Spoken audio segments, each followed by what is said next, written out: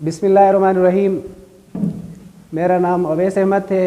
मैं as a lecturer Rice College of Management Technology में teach करता हूँ और तमाम व्यूअर्स को तमाम देखने वालों को अपने इस यूट्यूब चैनल में खुशामदीद कहता हूँ।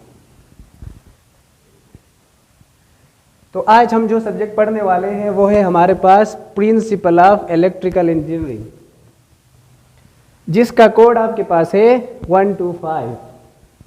और आज जो टॉपिक हम पढ़ने जा रहे हैं वो है derivation of equivalent resistance using series circuit, यानी सीरीज सर्किट को इस्तेमाल करते हुए हम इक्विवेलेंट रेजिस्टेंस को फाइंड करते हैं। डियर स्टूडेंट्स, सबसे पहले हम स्टार्ट कर लेते हैं। सबसे पहले हम सपोज कर लेते हैं, सपोज करें हमारे पास एक रजिस्टर है। इस रजिस्टर को मैं R से डिनोट करता हूं। अगर हम अब देखें, अगर यहां से करंट फ्लो करेगा, करंट को मैं लेता हूं I, तो ये करंट इस रेजिस्टर से होते हुए ऐसे गुजरेगा। इसी तरह सपोज करें मैं एक और रेजिस्टर लेता हूं, क्योंकि हमारे पास एक रजिस्टर ये और एक रजिस्टर ये, दो रजिस्टर्स हो गए हमारे पास, इसलिए मैं पहले रजिस्टर को R1 और दूसरे रजिस्टर को मैं देता हूं R2 का नाम। अब क्या होगा, जैसे ही हम यहां पे वोल्टेज सप्लाई देंगे, जैसे ही यहां पे इस टर्मिनल पे वोल्टेज देंगे, तो आप नोट करें कि करंट जो है इस रजिस्टर के थ्रू और इस रजिस्टर के थ्रू इक्वल फ्लो करेगा। इसीलिए इसी कॉन्सेप्ट को लेते हुए हम आगे इस रेजिस्टेंस को, इक्विवेलेंट रेजिस्टेंस को हम क्या करेंगे, प्रूफ करेंगे। इसके लिए मैं आप सबसे पहले ले लेता हूं कोई सर्किट। अब ये सर्किट आपके पास है, ये इस सर्किट में मैंने ले लिया है आपके पास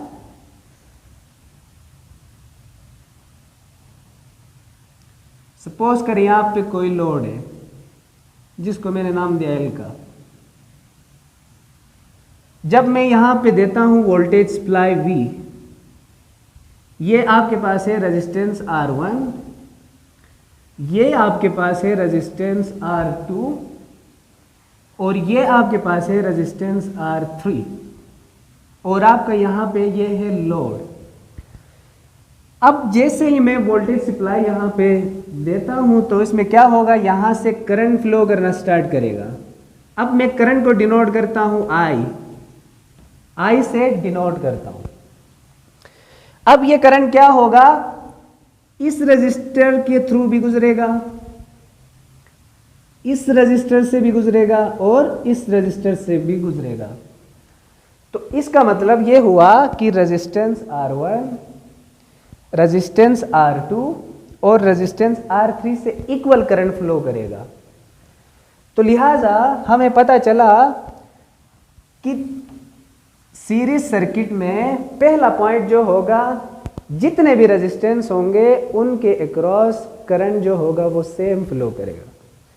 तो लिहाजा हम लिख सकते हैं the current is same, the current is same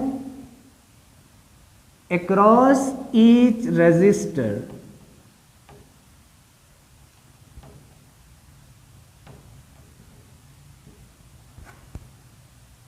ये पॉइंट आप लोग फिर से समझिएगा कि the current is same across each resistor, मतलब ये हुआ कि हर रजिस्टर से करंट जो होगा इक्वल फ्लो करेगा, जिसको हम मैथमेटिकली लिख सकते हैं I इज इक्वल टू, अगर मैं इधर नाम दे दूं, यहां से R1 के क्रॉस I1 फ्लो कर रहा है, R2 के क्रॉस I2 फ्लो कर रहा है, R3 के क्रॉस I3 फ्लो कर रहा है। तो अब क्या है हमारे पास, I1 इक्वल है I2 के, I2 इक्वल है I3 के, यानी ये तीनों करंट्स जो होंगे आपस में इक्वल होंगे। तो इसको मैं सिंपली ले सकता हूं I, यानी I1 इक्वल है I2 के, इक्वल है I3 के, और ये तीनों करंट्स जो होंगे I के इक्वल होंगे।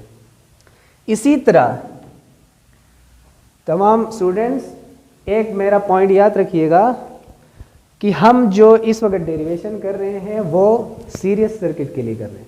तो सीरीज सर्किट को समझने के लिए दो पॉइंट्स बहुत इंपॉर्टेंट हैं। सबसे पहला पॉइंट ये है कि सीरीज सर्किट में जितने भी रजिस्टर्स होंगे उनके अक्रॉस करंट जो होगा वो सेम होगा। इसी तरह एक और पॉइंट है, जो वोल्टेज होगा हर रजिस्टर के अक्रॉस वो डिफरेंट फ्लो करेगा। तो लिहाजा हम लिख सकते हैं कि voltage across each resistor will be different, will be different। अब कैसे डिफरेंट होगा? अब ये रजिस्टर R1 है तो इसके अक्रॉस जो वोल्टेज होगी हमारे पास V1 होगी। क्या होगी? V1। इसी तरह R2 के अक्रॉस वोल्टेज होगी वो V2 होगी। इसी तरह R3 के अक्रॉस जो होगी V3 होगी। तो लिहाजा हम लिख सकते हैं ये होगा, ठीक है कि नहीं। इसी तरह हमारे पास क्या है, V1 फ्लो करेगा, V2 होगी और V3 वोल्टेज होगी सीरीज सर्किट में। तो अब हम क्या करेंगे? अब हम करेंगे ओहम्स लॉ। जैसा कि आप सबको पता होगा ओहम्स लॉ। ओहम्स लॉ को हम मैथमेटिकली लिख सकते हैं V is equal to I R. V is equal to I R. तो उस पॉइंट को समझिएगा। तो उससे पहले मैं आपको यहां बताऊंगा, चूंकि हमारे पास जो वोल्टेज थी वो डिफरेंट थी, तो लिहाजा मैं लिख सकता हूं V is equal to V1 plus V2 plus V3। हमारे पास टोटल वोल्टेज जो होगी वो V1 plus V2 plus V3 इसके इक्वल होगी। अगर मैं इसको दे दूं इक्वेशन नंबर 1 का नाम, तो इस इक्वेशन को नोट रखना है आप लोगों ने। तो अब हम ओहम्स लॉ के मुताबिक देखते हैं, क्योंकि हमारे पास V1 भी चाहिए, V2 भी चाहिए और V3 भी चाहिए, तो ये हम ओहम्स लॉ से ड्राइव कर सकते हैं।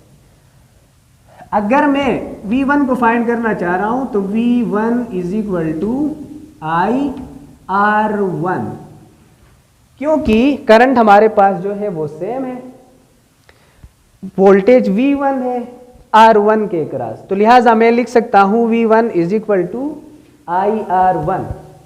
इसी तरह अगर मैं V2 फाइंड करूं तो V2 होगा आई R2, क्योंकि आप यहां से भी देख सकते हैं, क्योंकि करंट क्योंकि हमारे पास सेम है, तो R2 से में जो वोल्टेज ड्रॉप होगी वो हमारी होगी V2। इसी तरह अगर मैं V3 फाइंड करूं तो ये सिंपली होगा आई R3। तो ये V1, V2 और V3 हमने ओहम्स लॉ से ड्राइव कर लिया। अब इन्हीं वैल्यूज को हम क्या करेंगे, यहां इक्वेशन 1 में पुट करेंगे। तो देखिएगा V इज इक्वल टू, अब यहां पे देख लीजिएगा V1 की वैल्यू क्या है हमारे पास, आई R1। तो मैं V1 की जगह पुट करूंगा आई R1, उसके बाद आपके पास क्या है प्लस। इसी तरह अब ये देखिए V2 की वैल्यू क्या है, आई R2। तो मैं क्या पुट कर सकता हूं यहां पे आई R2, इसको थोड़ा सा नीचे की तरफ। इसी तरह V3 देख लीजिएगा, V3 की वैल्यू है आपके पास आई R3। तो मैं इसकी जगह पुट कर सकता हूं आई R3।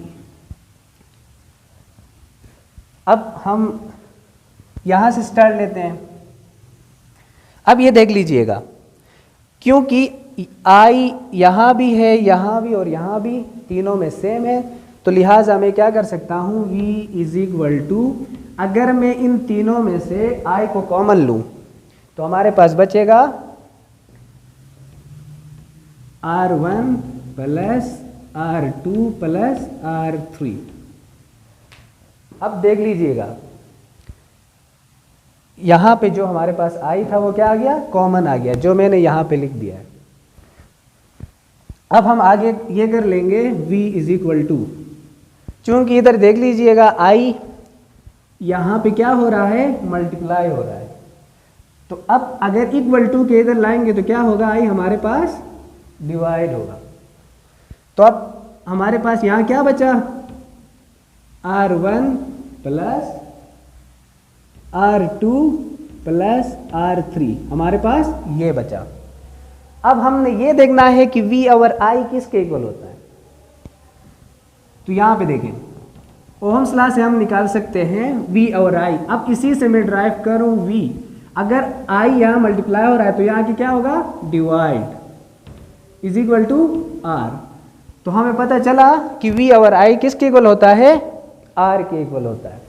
तो लिहाजा मैं इसकी जगह में लिख सकता हूँ R is equal to R1 plus R2 plus R3।